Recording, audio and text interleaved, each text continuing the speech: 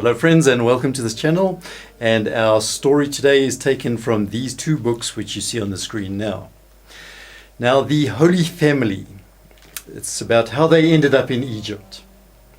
And if we were perhaps standing in Gaza today or 2,000 years ago, we might see a lot of similarities. Now, surely there were pockets of good in Israel at the time, but essentially it came down to one family. And if we narrow it down even further, at one point it came to just one person having to say, "Let it be done to me according to thy word." No matter what was going to come away, no matter the fact that this would involve swords of sorrow piercing her heart, Our Lady had to say those words because that was part of God's plan. So, in that sense, Our Lady held that delicate little thread in God's plan. And so we're really looking at the Holy Family, and we're focusing in on Our Lady, and we want to know what strength of character she must have had that she could become the mother of Jesus Christ. Now, we all know that we mustn't judge a person unless we've walked a mile in their shoes, as the saying goes. So let's just take a few steps in a journey with Our Lady. Firstly, why was Our Lady needed? What was so essential about Our Lady? Well, very simply, mankind had fallen in the garden because of two people, a man and a woman, Adam and Eve. And so it was just in God's mind. He wanted to restore mankind to himself with two people, a man and a woman.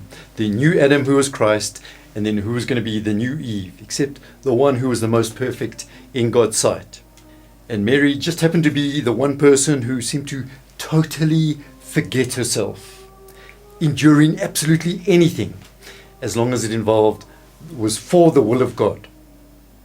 But where did she learn such resilience to be able to stand beneath the cross, seeing her son crucified, and empathize in totally with him? So let's have a look at the background, the little bit we can see from history. So this comes from these two books that I mentioned earlier. Now, according to tradition, Our Lady was received at quite an early age, at a very young age, in fact, among the maidens who dwelt in the temple. They performed all sorts of tasks in the temple, helping people. And St. John Damascene tells us that Our Lady there was occupied with helping little children, like herself at the time. Some of them arrived, they were pretty sick after they had made this whole pilgrimage. And Our Lady helped these people to recover. And so for the next 12 years, she was involved in these acts of kindness to people, but of course at the same time engaged in acts of adoration and love. But she developed in a hidden solitude, and she was being prepared for the most sublime vocations. And yet she kept all of this completely secret in her heart. Her life was certainly not idle, as the author of the book tells us, and every action she did was simply to please God. So not long after this, she'd been there 12 years, not long after this we have the Annunciation. And at this point, Our Lady's life takes a turn, when the angel Gabriel appears to Mary, telling her that she has been chosen by God to be the mother of the Redeemer. So, God's plan of redemption rested on Our Lady's shoulders at this point. Would she accept, or would she not accept?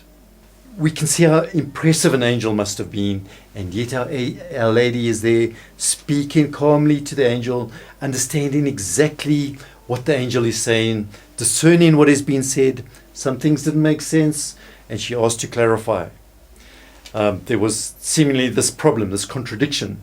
Our Lady was a virgin. It seems an easy problem to get around. The angel could just say he'll bring her a husband.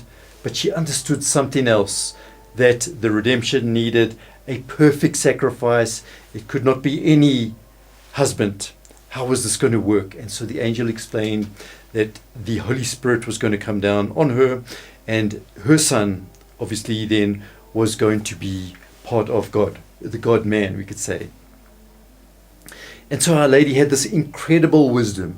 She spoke calmly to the angel, And once Angel Gabriel had satisfied her, she replied, "Be it done, according to thy word."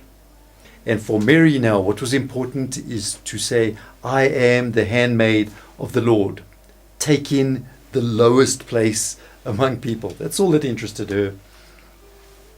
So after this, she became the spouse of God, the Holy Spirit. And not long after that, the mother of God, the Son.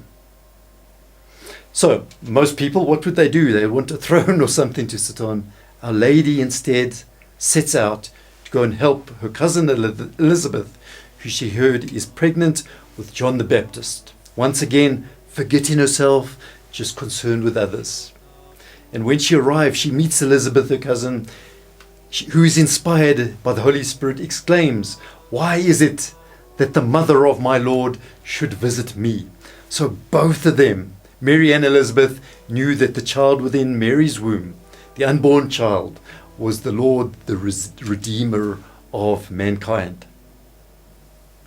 And yet, despite all this, Mary is there helping, serving her cousin Elizabeth, always thinking of herself last.